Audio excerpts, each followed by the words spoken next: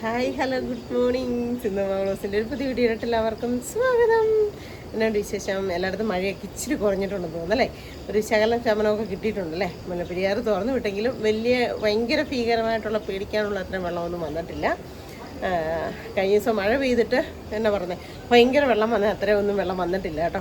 അപ്പോൾ ഇങ്ങനെ തുറന്ന് വിട്ടാണെങ്കിലും അതിൻ്റെ ഒരു എന്നാ പറയുന്നത്, നമ്മുടെയൊക്കെ ജീവന് ഒരു ചെറിയ രീതിയിലെങ്കിലും ഒരു സുരക്ഷ തന്നാൽ മതിയല്ലേ. എന്താണെന്ന് ചോദിച്ചു കഴിഞ്ഞാൽ പൊട്ടാനുള്ളൊരു ചാൻസേ ഇല്ലാതാക്കി തുറന്നു വിടാം. പക്ഷേ ഒത്തിരിയും തുറന്നു വിട്ടാലും ഇടുക്കി ഡാമിൽ അത്രയും നിറയാനായിട്ടുള്ള ഒരു ഇതില്ല. അതായാലും വലിയ പ്രശ്നമാവും. എന്തെങ്കിലുമൊക്കെ ആവട്ടെ, ദൈവത്തിൻ്റെ ഇഷ്ടപ്പാടൊക്കെ എല്ലാ കാര്യങ്ങളും നടക്കട്ടെ. അപ്പം വെയിലും വെട്ടമൊക്കെ ഉണ്ടായതുകൊണ്ട് ഞാൻ വിചാരിച്ചു മുറ്റത്തിറങ്ങിയെന്ന് ഇൻട്രോ എടുക്കാമെന്ന് വിചാരിച്ചു കേട്ടോ. അപ്പോൾ നമ്മുടെ പൂവിൻ്റെയൊക്കെ അടുത്ത് നിൽക്കുമ്പോൾ രണ്ടുപേര് പാട്ട് പാടാൻ തോന്നുന്നുണ്ട്. പാട്ടേ അവിടെ ചേച്ചി ചക്കോട്ട പരിപാടിയൊക്കെ തന്നെയാണ്. ആര്യനെ വിളിക്കുന്നുണ്ട്. എന്തിനാണെന്നറിയോ, എനിക്ക് ഇവിടെ കൊടുക്കാൻ പറയാൻ വേണ്ടിയിട്ടാണ് ഞാനിവിടെ നിൽക്കുന്നത്. ഇപ്പോഴാണ് ചേച്ചി കണ്ടത്. അപ്പോൾ എന്തായാലും രണ്ടുപേര് പാട്ട് പാടാവേ. തട്ടം പിടിച്ച് വലിക്കല്ലേ മൈലാഞ്ചി ചെടിയേ, തട്ടം പിടിച്ച് വലിക്കല്ലേ മൈലാഞ്ചി ചെടിയേ, വെള്ളിക്കോലൂസിന്മേൽ ചുറ്റി പിടിക്കല്ലേ തൊട്ടാവാടിത്തയ്യേ, തൊട്ടാവാടിത്തയ്യേ, തൊട്ടാവാടിത്തയ്യേ. ഇതിലെ കൂടെ കാന ഒഴുകുന്നതിൻ്റെ കാനക്കൂടെ വെള്ളം ഒഴുകുന്നതിൻ്റെ സൗണ്ട്, അതിലാണെങ്കിൽ പെരിയാർ ഒഴുകുന്നതിൻ്റെ സൗണ്ട്. അപ്പോൾ എൻ്റെ സൗണ്ട് ഇതിനകത്ത് വലിയ കുഴപ്പമില്ലാതായിക്കോളും. നല്ല എന്താ പറയുന്നത്, നമ്മുടെ ഇടുക്കിയുടെ ഒരു സൗന്ദര്യം തന്നെയാണല്ലോ നദികളും പുഴകളും തോടുകളും ഒക്കെ. അപ്പോൾ ആ ഒരു ഇതിൽ ഞാനും കൂടെ അങ്ങോട്ട് സെറ്റായിട്ട് വന്നതാണ് കേട്ടോ. എന്തായാലും നിങ്ങൾക്ക് ഇഷ്ടമാകും എന്ന് ഞാൻ കരുതുന്നു. ഇന്നത്തെ ഒരു വീഡിയോ ഒരു സ്പെഷ്യൽ വീഡിയോ ആണ്, നല്ല സൂപ്പർ വീഡിയോ ആണ്. അപ്പോൾ എല്ലാവരും വീഡിയോ ഇട്ട് വായോ. ഞാനുണ്ടല്ലോ വീഡിയോയുടെ ഒരു ഇൻട്രോ, ഏതായാലും മഴയൊക്കെ ഇന്നും മഴ ചാറിയിട്ടേ ഇല്ല കേട്ടോ. അപ്പോൾ വീഡിയോയുടെ ഒരു ഇൻട്രോ എടുക്കാൻ നേരത്ത് പുറത്തോട്ട് ഇറങ്ങിയതാണ്. ഇന്നലെ നമ്മുടെ പൂമ്പാറ്റക്കൂട്ടം പോയി വന്നിരുന്ന് കുറേ സമയം ഞാൻ വീഡിയോയ്ക്ക് അത് കാണിച്ചു. ഇന്നും അവൻ്റെ വന്ന് ഇരിപ്പുണ്ട് കേട്ടോ. ഇന്നുണ്ടല്ലോ നല്ല അടിപൊളി ഒരു വെണ്ടയ്ക്ക കറി വെക്കാൻ പോവാണേ. വെണ്ടയ്ക്ക ഞാനൊരു കുറച്ച് സമയം രാവിലെ തന്നെ ഉപ്പുവെള്ളത്തിൽ ഇട്ട് വെച്ചിട്ടുണ്ടായിരുന്നു. എന്നിട്ട് കഴുകി നന്നായിട്ട് എടുത്തിട്ട് ഈ ഒരു സൈസിൽ കട്ട് ചെയ്തെടുത്തിട്ടുണ്ട്. പിന്നെ നല്ല ആപ്പിൾ തക്കാളിപ്പഴം ഒരെണ്ണം എടുത്തിട്ടുണ്ട്, ഒരു പുളിയും തക്കാളിപ്പഴം എടുത്തിട്ടുണ്ട്. തക്കാളിപ്പഴം കാണുമ്പോൾ മനസ്സിലാകത്തില്ലേ. അപ്പോൾ നമുക്ക് പുളിക്ക് ആവശ്യത്തിന് വേണ്ടിയിട്ട് പുളിയും തക്കാളി, സാധാ തക്കാളിയും മറ്റേത് ആപ്പിൾ തക്കാളിയും എടുത്തിട്ടുണ്ട്. പിന്നെ നിങ്ങൾക്ക് കുഞ്ഞുള്ളി പൊളിക്കാനൊക്കെ ബുദ്ധിമുട്ടുള്ളവർ ഇത്രയും കുഞ്ഞുള്ളിക്ക് പകരം ഒരു ചെറിയ മീഡിയം സൈസ് സവോള എടുത്താലും മതിയേ. ഞാനിപ്പോൾ കുഞ്ഞുള്ളി എടുക്കുന്നതാണ് ടേസ്റ്റ് കൂടുതൽ കേട്ടോ. അപ്പം ഇത്രയാണ് ഞാൻ എടുത്തേക്കുന്നത്. പിന്നെ അതിനോടൊപ്പം നമുക്ക് വേണ്ട മസാലപ്പൊടി എന്ന് വെച്ച് കഴിഞ്ഞാൽ ഒരു 1/4 ടീസ്പൂൺ മഞ്ഞൾപ്പൊടി, ഒരു 1/2 ടീസ്പൂൺ പിരിയമുളക് പൊടി, അത് എരിവനുസരിച്ച് നിങ്ങൾ ചേർത്തു മുളക് കേട്ടോ. പിന്നെ 1 ടീസ്പൂൺ മല്ലിപ്പൊടി, പിന്നെ നമുക്ക് കടുക് വറക്കാനായിട്ട് കടുക്, ഇച്ചിരി ഉലുവ, പിന്നെ 2-3 വറ്റൽമുളക്, കറിവേപ്പില, വെളിച്ചെണ്ണ, അതുപോലെ തന്നെ ഉപ്പ് ആവശ്യത്തിന്. പിന്നെ നമുക്ക് വേണ്ടതെന്ന് വെച്ച് കഴിഞ്ഞാൽ ഇത്രയത്തിന് വേണ്ടിയിട്ട് നമുക്ക് ഒരു മുറി തേങ്ങ ഇല്ലേ, അതിൻ്റെ പകുതി, ഒരു മുറി തേങ്ങയുടെ പകുതി തേങ്ങ നന്നായിട്ട് പേസ്റ്റായിട്ട് അരച്ചെടുക്കണം കേട്ടോ. അതിൻ്റെ കൂടെ വേറെ സാധനങ്ങളൊന്നും ചേർക്കണ്ട. ലേശം വെള്ളം ഒഴിച്ച്, ഒത്തിരി ഇതാവാണ്ട് ലേശം വെള്ളം ഒഴിച്ച് ഒന്ന് നന്നായിട്ട് നല്ല സൂപ്പറായിട്ട് അരച്ചെടുക്കണേ. അപ്പോൾ അതും കൂടെ ചെയ്യണം. അപ്പോൾ അതിന് മുമ്പായിട്ട് നമുക്ക് ഈ വെണ്ടയ്ക്ക ഒന്ന് വഴന്ന് കിട്ടണം. അതിന് വേണ്ടിയിട്ട് നമുക്ക് ആദ്യം മൺചട്ടിക്കകത്താണ് വെക്കുന്നത്. നമുക്ക് തീയൊക്കെ കൊടുത്തിട്ട് നമുക്ക് കൊടുക്കാതെ ചട്ടി കഴുകി വെച്ചേക്കുന്നതാണ്. അപ്പോൾ അതിനകത്തൊരു ലേശം വെള്ളമയം കൂടെ ഉണ്ട്, അതൊന്ന് പറ്റട്ടെ. അത് കഴിഞ്ഞിട്ട് നമുക്ക് എണ്ണ ഒഴിച്ച് കൊടുക്കാം.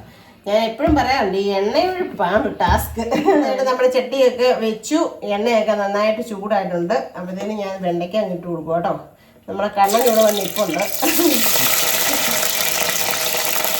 ഇനി ഞങ്ങൾക്ക് വെണ്ടയ്ക്കറി ഇടാം, സ്പെഷ്യൽ വെണ്ടയ്ക്കറി. ആട്ടിൽ സൂപ്പിൻ്റെ ഫലമല്ലേ വെണ്ടയ്ക്ക. അപ്പോൾ എന്നിട്ട് ഈ വെണ്ടയ്ക്ക നന്നായിട്ട് ഇങ്ങനെ ഒന്ന് എല്ലാവരും എന്നോട് പറയുന്നുണ്ട്, കറി സിന്ധുവമ്മ ചെയ്യുന്നത് കാണാൻ പറ്റുന്നില്ല, ഞങ്ങൾക്ക് ചട്ടിക്കകത്ത് കിടക്കുന്നതും ഒക്കെ ഒന്ന് കാണണമെന്ന് ആഗ്രഹമുണ്ടെന്ന്. അപ്പോൾ ഞാൻ വിചാരിച്ചത് അങ്ങനെ ചെയ്തേക്കാം കേട്ടോ. അതെ, അല്ല അപ്പോൾ കണ്ണൻ ഇപ്പം വന്ന് പറഞ്ഞ് സിന്ധുവിൻ്റെ ഇങ്ങനെ മണ്ടേനായിട്ട് പിടിപ്പിക്കുന്ന ഒരു സ്റ്റാൻഡുണ്ട്. നീ ജനലേന്നോ ഇതേന്നൊക്കെ ഈ ഷെൽഫേന്നൊക്കെ എന്നാൽ നമുക്ക് ഇനി അങ്ങനത്തെ സ്റ്റാൻഡുണ്ടെങ്കിൽ നോക്കാം. നമ്മുടെ ഈ സ്റ്റാൻഡ് ഇതല്ലേ, അതുകൊണ്ടാണ് ഞാൻ കഴിവതും ഇങ്ങനെ എന്നെ കൂടെ കാണിച്ചങ്ങ് എടുക്കുന്നത്. അപ്പോൾ ഇനി ഞാൻ ഇങ്ങനെ സെറ്റാക്കിയൊക്കെ നോക്കുക കേട്ടോ. എങ്ങനെ ഉണ്ടെന്ന് നിങ്ങൾ പറ, അഭിപ്രായം നിങ്ങൾ പറ അല്ലേ. അപ്പം ഇവനെ നന്നായിട്ടൊന്ന് വഴന്നെടുക്കണം. ആ വിഴുവിഴുപ്പൊക്കെ ഒന്ന് മാറി നല്ല സെറ്റാകണം. ആ സമയം കൊണ്ട് ഞാനേ കൊച്ചുള്ളി ഇതിനകത്ത് വലുതുണ്ടല്ലോ, കുറച്ച് 2-3 വലുതുണ്ട്, അതൊക്കെ ഒന്ന് രണ്ടാക്കി എടുത്തിട്ട് വരാവേ. ഒക്കെ അതേ ഒന്ന് ചെറുതായിട്ട് വഴന്ന് വന്നിട്ടുണ്ട്. ഇനി ഞാൻ എന്നെ ചെയ്യുന്നറിയാം, ഈ കൊച്ചുള്ളി അങ്ങോട്ട് ഇട്ട് കൊടുക്കുവാണേ. എന്നിട്ട് കൊച്ചുള്ളി ഇട്ട് ഒന്ന് ചെറുതായിട്ടൊന്ന് ഒന്നുകൂടെ വഴറ്റുക കേട്ടോ. അടച്ചൊന്നും വെക്കുന്നില്ല. ആ ഇത് കണ്ടോ, വെണ്ടയ്ക്ക അല്ലെങ്കിൽ ഇങ്ങനെ ഒരു വിഴുവിഴുപ്പായിരിക്കല്ലേ. പക്ഷേ ആ വിഴുവിഴുപ്പൊക്കെ ആ എണ്ണയ്ക്കകത്ത് കിടന്ന് ആദ്യം തന്നെ മാറി. അത് കഴിഞ്ഞതിന് ശേഷമാണ് നമ്മൾ ഉള്ളി ഇട്ട് കൊടുക്കുന്നത്. കണ്ടോ, ഉള്ളി ഇട്ട് കൊടുത്തു. ഇനി ഇവനത് ഒന്നുകൂടെ ഒന്ന് സെറ്റാവട്ടെ. ആ സമയം കൊണ്ട് നമുക്ക് അരപ്പ് റെഡിയാക്കാം. ഇടയ്ക്കിടയ്ക്ക് പക്ഷേ വെണ്ടയ്ക്ക ഒന്ന് ഇളക്കി കൊടുക്കണം. ഇതിപ്പോൾ മൺചട്ടി ആയതുകൊണ്ട് ചോട്ടിലൊന്നും പിടിക്കുകയില്ല. നോൺ സ്റ്റിക്കിൻ്റെ ചട്ടിയിലോ അലുമിനിയം ചട്ടിയിലോ ഒക്കെയാണ് വെക്കുന്നതെങ്കിൽ നിങ്ങൾ തീ കുറച്ചിട്ടേക്കണം. ഇതിപ്പോൾ ഞാൻ തീ കുറച്ചിട്ടിട്ടേ പോകത്തുള്ളൂ, എങ്കിലും ഞാൻ പറയുകയാണ് തീ കുറച്ചിട്ട് വേണം. പിന്നെ അതുപോലെ തന്നെ നമുക്ക് തക്കാളിപ്പഴം ഇല്ലെങ്കിൽ തക്കാളിപ്പഴത്തിൻ്റെ സ്ഥാനത്ത് നമുക്ക് പിഴിപുളി ചേർക്കാം. പിഴിപുളി ചേർക്കുന്നതെന്നുണ്ടെങ്കിൽ ഈ കറി വയ്ക്കുമ്പം പ്രത്യേകിച്ചും അലുമിനിയം ചട്ടിക്കകത്തും നോൺ സ്റ്റിക്കിനകത്തും ഒന്നും ഉണ്ടാക്കാതെ മൺചട്ടിക്കകത്ത് തന്നെ ഉണ്ടാക്കുന്നതാണ് ഒന്നുകൂടെ നല്ലത് കേട്ടോ. അപ്പോൾ ഇനി ഞാൻ പോയി തേങ്ങ അരച്ച് സെറ്റാക്കിയിട്ട് വരാം. ഇതിവനെ ഇടയ്ക്കിടയ്ക്ക് ഞാനൊന്ന് ഇടയ്ക്ക് ഇളക്കിയും കൊടുക്കുവേ. അങ്ങനെ ഇടയ്ക്ക് ഇളക്കിയും കൊടുക്കണേ. അപ്പം നമ്മുടെ വെണ്ടയ്ക്കൊക്കെ ഒന്ന് നന്നായിട്ട് വഴന്ന് എണ്ണ ഒത്തിരി വെന്തടുത്തൊന്നും പോകാതെ പൊട്ടിയൊന്നും കീറാതെ ഒക്കെ ഒന്നായിട്ടുണ്ട്. പിന്നെ ഉള്ളി ചെറുതായിട്ടൊന്ന് കുക്കായിട്ടുണ്ട്. ഇനി നമുക്കൊരു ശകലം ഉപ്പുപൊടി ഇട്ട് കൊടുക്കാവേ. എന്നിട്ട് നമുക്ക് ഇനി എന്നെ ചെയ്യേണ്ടതെന്ന് ചോദിച്ചു കഴിഞ്ഞാൽ നമുക്ക് മസാലകളൊക്കെ എടുത്ത് വെച്ചേക്കുന്ന മസാലകളൊക്കെ ഇട്ട് കൊടുക്കാം. ഇത് കണ്ടോ, ഇതിനകത്ത് ചട്ടിക്കകത്ത് എണ്ണ ഉണ്ടോയെന്ന് നോക്കണം. ഈ മല്ലിയൊക്കെ ഇച്ചിരി എണ്ണയ്ക്കകത്ത് കിടന്ന് വേണം ഒന്ന് നന്നായിട്ട് മൂത്ത് കിട്ടാനായിട്ട് കേട്ടോ. ഇത് കണ്ടോ, എണ്ണ ഉണ്ടോയെന്ന് നോക്കിയിട്ട് വേണം ഇങ്ങനെ. അല്ലെങ്കിൽ ഈ നടുക്ക് ഭാഗം ഇച്ചിരി നീക്കി വെക്കുമ്പോൾ നമുക്കറിയാം എണ്ണ അങ്ങോട്ട് വരുന്നുണ്ടെങ്കിൽ അത് മതി. ഇതല്ലെങ്കിൽ ഒരു ലേശം എണ്ണ ഒഴിച്ച് കൊടുത്തിട്ട് വേണം ഈ മസാലകളൊക്കെ ഇടാൻ. അപ്പോൾ ഇതിപ്പം നമുക്ക് ഈ ചട്ടിക്കകത്ത് എണ്ണയുണ്ട്, അതുകൊണ്ട് ഞാൻ മസാലകൾ അങ്ങ് ഇട്ട് കൊടുക്കണേ. മല്ലിപ്പൊടി, കാശ്മീരി ചില്ലി, മഞ്ഞളും കൂടി. എന്നിട്ട് ഇവനെ നന്നായിട്ട് ഒന്ന് ഇളക്കി അങ്ങോട്ട് യോജിപ്പിക്കുവേ. അതിനുശേഷം ഞാൻ എന്നാ ചെയ്യുന്നതറിയോ, ഈ തക്കാളിപ്പഴം കൂടെ അങ്ങോട്ട് കൊടുക്കും. ഈ തക്കാളിപ്പഴം കൂടെ അങ്ങോട്ട് ഇട്ട് കൊടുക്കും കണ്ടോ. എന്നിട്ട് ആ തക്കാളിപ്പഴത്തിൻ്റെ ആ ഒരു ഇതും കൂടെ ആകുമ്പോഴത്തേക്കും നന്നായിട്ട് മസാലയൊക്കെ ഒന്ന് മൂത്ത് സെറ്റായി കൊടുക്കും. ഇച്ചിരി നേരം ഇതിനെ ഇങ്ങനെ ഒന്ന് നന്നായിട്ടൊന്ന് മൂപ്പിക്കണം. ഒരു 2-3 മിനിറ്റ് അതിൻ്റെ പച്ചച്ചൊവയും മണമൊക്കെ ഒന്ന് പോവാനായിട്ട് നമ്മളിങ്ങനെ ഒന്ന് ചെയ്യണേ. എന്നിട്ട് നമുക്ക് വേണമെങ്കിൽ ഒരു 2-3 മിനിറ്റ് ഒന്ന് അടച്ചു വെച്ച് കൊടുക്കാം.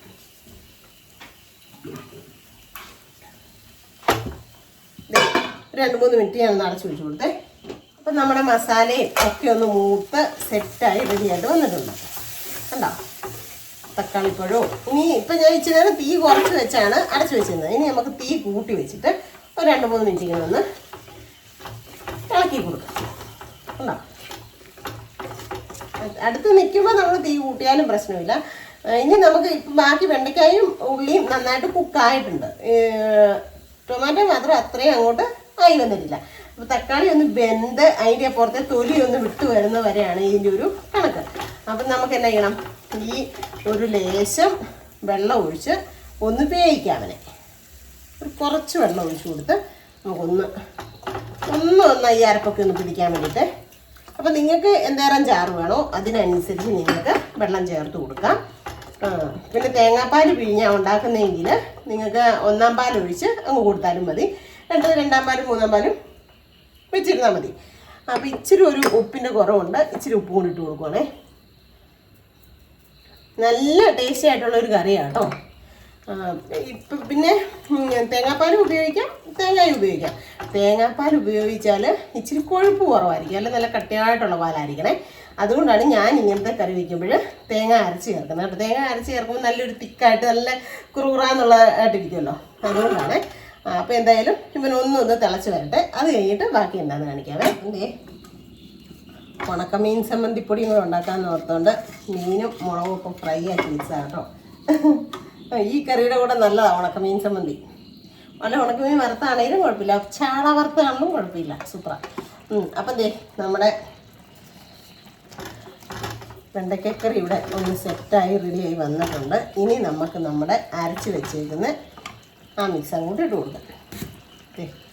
കണ്ടോ, തേങ്ങ മാത്രമാണ് ഞാൻ അരച്ചേക്കുന്നത് കേട്ടോ, വേറെ ഒന്നും ഇതിൻ്റെ കൂടെ ചേർത്തിട്ടില്ലേ. വോൾട്ടേജിൻ്റെ ഒരു ശകലം പ്രശ്നമുണ്ട്, അതുകൊണ്ട് അത്രയ്ക്ക് നന്നായിട്ട് അരഞ്ഞിട്ടില്ല. പക്ഷെ നന്നായിട്ട് അരയുന്നത് കേട്ടോ നല്ലത്.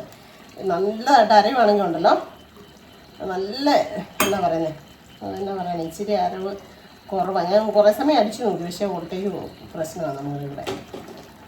പിന്നെ ഞാൻ ഈ അരപ്പങ്ങ് ഒഴിച്ച് കൊടുക്കാൻ പോവാണേ. ഇത്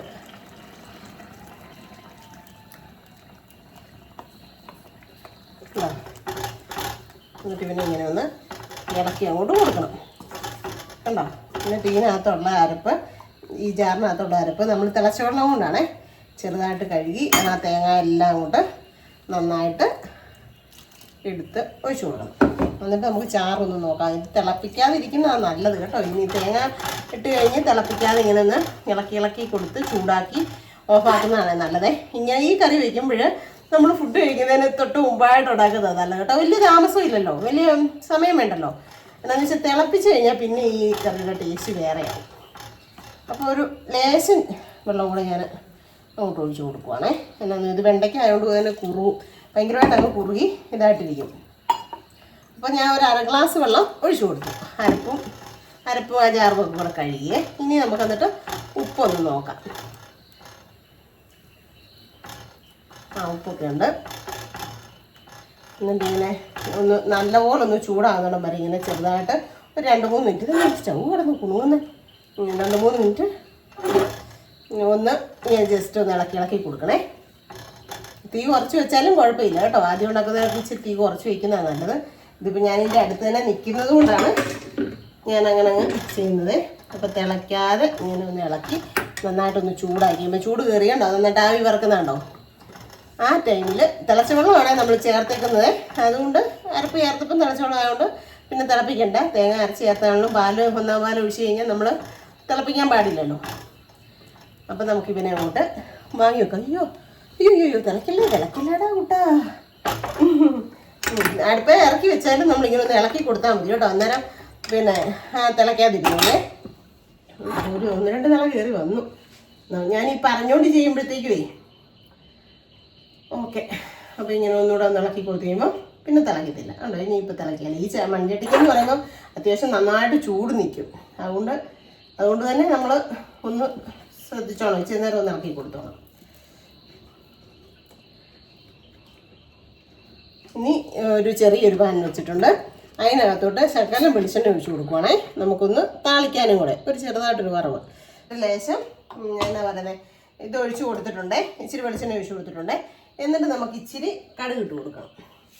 അതൊന്ന് ചൂടായി വരുമ്പോഴത്തേനും കടുക് ഇട്ട് കൊടുക്കണം. അപ്പോൾ നമ്മുടെ എണ്ണ ഒന്ന് ചൂടായി വന്നിട്ടുണ്ട്. അതിനകത്തോട്ട് കുറച്ച് കടുക് ഇട്ട് കൊടുക്കുവാണേ.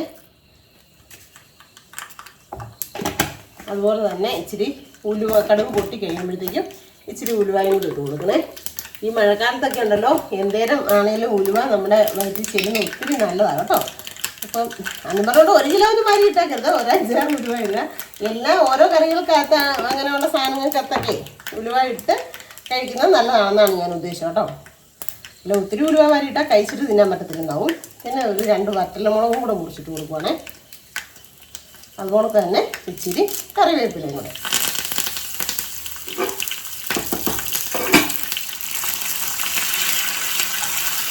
ഉണ്ടോ, എന്നിട്ട് അവനൊന്ന് മൂത്ത് കഴിയുമ്പം തീയൊക്കെ ഓഫാക്കിയിട്ട്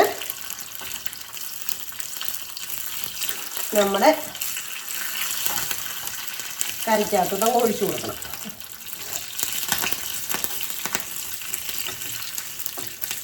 ഒന്ന് മൂത്ത് വന്നിട്ടുണ്ട്. സാധാരണ ഞാൻ എല്ലാത്തിനകത്ത് കുഞ്ഞുള്ളി ഇടാറുള്ളതാണ്. ഇതിനകത്ത് ഞാൻ കുഞ്ഞുള്ളി ഇടുകയില്ല കേട്ടോ. ചില വറവിനകത്തൊന്നും ഞാൻ കുഞ്ഞുള്ളി ഉപയോഗിക്കാറില്ല.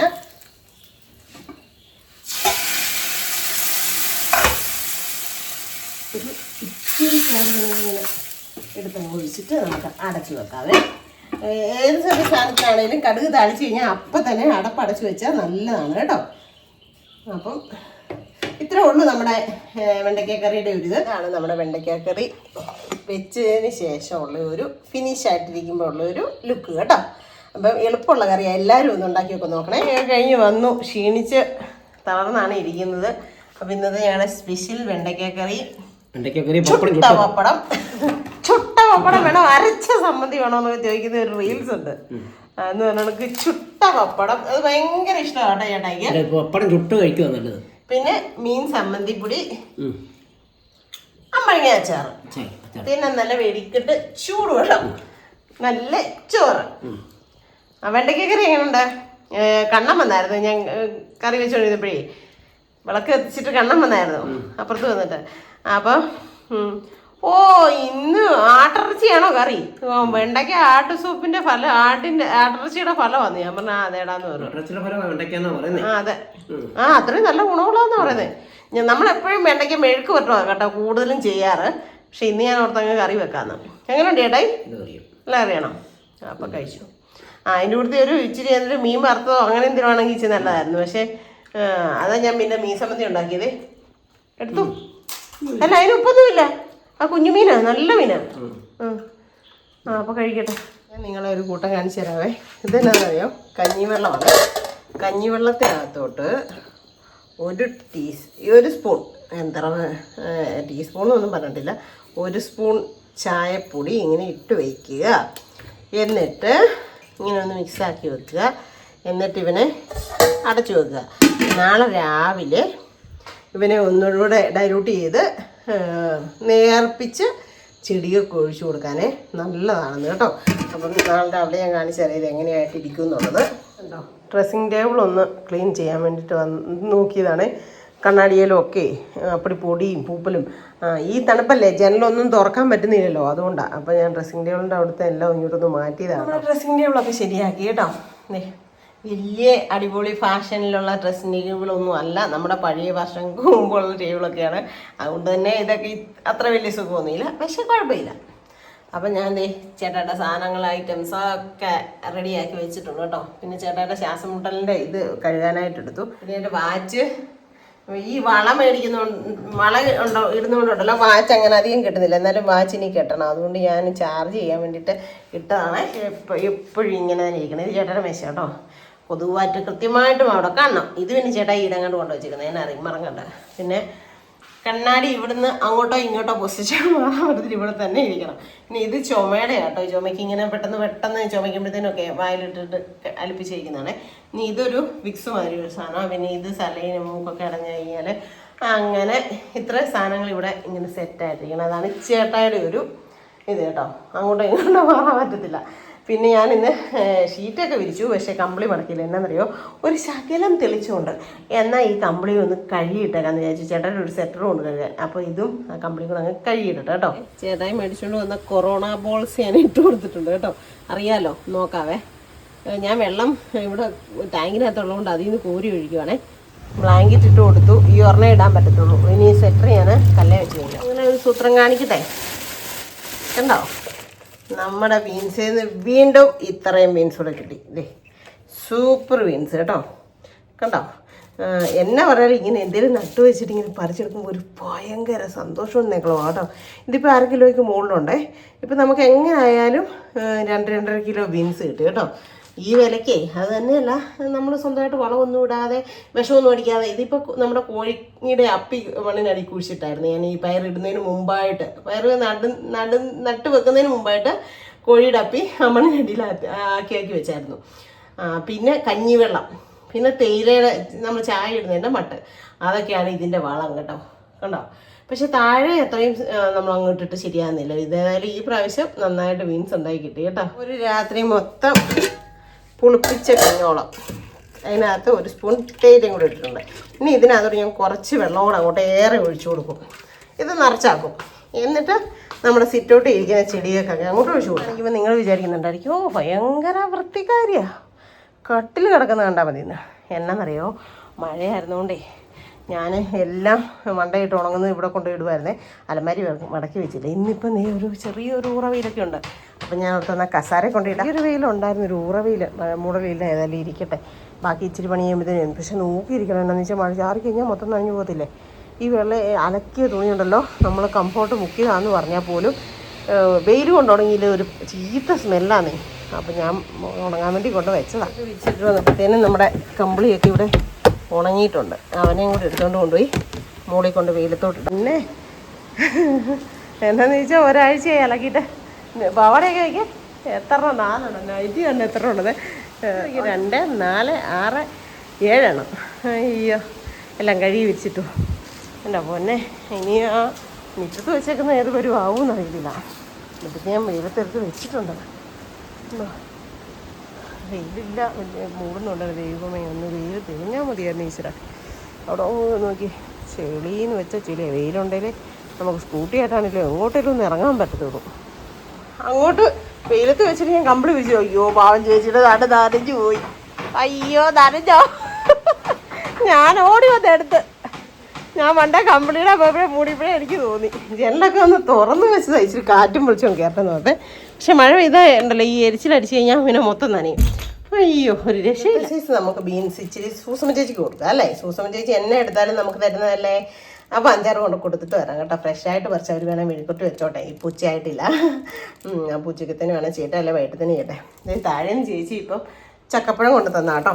ചേച്ചിക്കും കുമാരി ചേച്ചിക്കും ഞാൻ കഴിഞ്ഞ പ്രാവശ്യം പറിച്ചപ്പോൾ കൊടുത്തായിരുന്നു കേട്ടോ. ഇനി പറിക്കുമ്പം ഉണ്ടെങ്കിൽ നമുക്ക് അന്നേരം കൊടുക്കാം. ഇത് കൊണ്ടുപോയി ഞാൻ സൂസമ്മ ചേച്ചിക്ക് കൊടുത്തിട്ട് ഒരു ദിവസം അങ്ങനെ വിളക്കൊക്കെ കത്തിച്ച് പ്രാർത്ഥിച്ച് എല്ലാം കഴിഞ്ഞിട്ട് കുറച്ച് സമയമായി കേട്ടോ. സന്ധ്യ ആറായി. അല്ല പെട്ടെന്ന് ഇന്ന് ഇരുട്ടി കേട്ടോ. കേട്ടോ, വിളക്ക് കത്തിച്ച് ഞാൻ പ്രാർത്ഥിച്ചിട്ട് ഇറങ്ങിയ സമയമായതുള്ളൂ. അയ്യോ, ദേ പട്ടി വരുന്നു. ഈ ഒരു രക്ഷയില്ല കേട്ടോ. ഞാൻ ഇത് വെച്ച പട്ടി വരികയെന്ന് വിചാരിച്ചേ. എവിടെ ഇന്ന് ഇതിലേ നടപ്പുണ്ടായിരുന്നു. ഒരു രക്ഷയില്ലേ, ഒരു രക്ഷയില്ല. ആറ്റിലെ എരപ്പാണ് കേൾക്കുന്നത് കേട്ടോ. നന്നായിട്ട് നിങ്ങൾക്ക് കേൾക്കാൻ പറ്റുന്നില്ലേ? അത് ആറ്റിലെ എരപ്പാണേ. മുല്ലപ്പെരിയാർ തുറന്നു വിട്ടെങ്കിലും എന്നാ പറയുന്നത്, ഒത്തിരി കൂടുതലായിട്ടില്ല. എന്നാൽ അത്യാവശ്യം ഇപ്പം വെള്ളം വരുന്നുമുണ്ട് കേട്ടോ. എന്നാലും കുഴപ്പമില്ല. അപ്പം ഇന്നെന്ന് വെച്ച് കഴിഞ്ഞാൽ ജൂൺ 30 കേട്ടോ. ഈ വീഡിയോ ഇപ്പം ഞാൻ എഡിറ്റ് ചെയ്ത് തീർത്തോണ്ടിരിക്കുന്ന ദിവസം ജൂൺ 30. ഈ ഒരു മഴക്കാലത്ത് ഇത്രയൊക്കെ എന്നാ പറയുന്നത്, കാത്തുപരിപാലിച്ച് ദൈവത്തിന് നന്ദി പറഞ്ഞുകൊണ്ട്, അല്ലെങ്കിൽ ഈ ഇത്രയും നമ്മളെല്ലാവരെയും സംരക്ഷിക്കുന്ന തമ്പുരാനോട് നന്ദി പറയാം. അതുപോലെ തന്നെ ഈ അടുത്ത മാസങ്ങളിലും ഒന്നും പ്രകൃതിയുടെ ഒരു ശോഭവും ഒരു സങ്കടപ്പെടുന്ന ഒരു കാര്യവും ഉണ്ടാവരുത് എന്ന് പ്രാർത്ഥിച്ചുകൊണ്ട് നമുക്ക് ഇന്നത്തെ വീഡിയോ നിർത്താം കേട്ടോ. അപ്പോൾ നാളെ 1-ാം തീയതി രാവിലെ എൻ്റെ ഈ ഹാപ്പി വീഡിയോ വരുമ്പോൾ നിങ്ങൾക്കൊക്കെ എല്ലാവർക്കും ഈ ഒരു വരുന്ന ദിവസങ്ങളിലെല്ലാം നല്ല നല്ല വാർത്തകളും നല്ല നല്ല ഐശ്വര്യമുള്ള സന്തോഷമായ ദിവസങ്ങളാവട്ടെ എന്ന് പ്രാർത്ഥിക്കുന്നു. അപ്പോൾ ഇന്നത്തെ ഒരു വിശേഷം ഇത്രയൊക്കെ ഉള്ളൂ. എല്ലാവർക്കും ഇഷ്ടമായെങ്കിൽ ലൈക്ക് ചെയ്യുക, ഷെയർ ചെയ്യുക, സബ്സ്ക്രൈബ് ചെയ്യുക, കമൻറ്റ് ചെയ്യുക, കൂട്ടത്തിൽ അവലോട്ട് ഒന്ന് ഇടിച്ചു കൊടുക്കാം കേട്ടോ. അപ്പോൾ പുതിയൊരു വീഡിയോ വരുന്നവരെല്ലാവർക്കും ടാറ്റാ.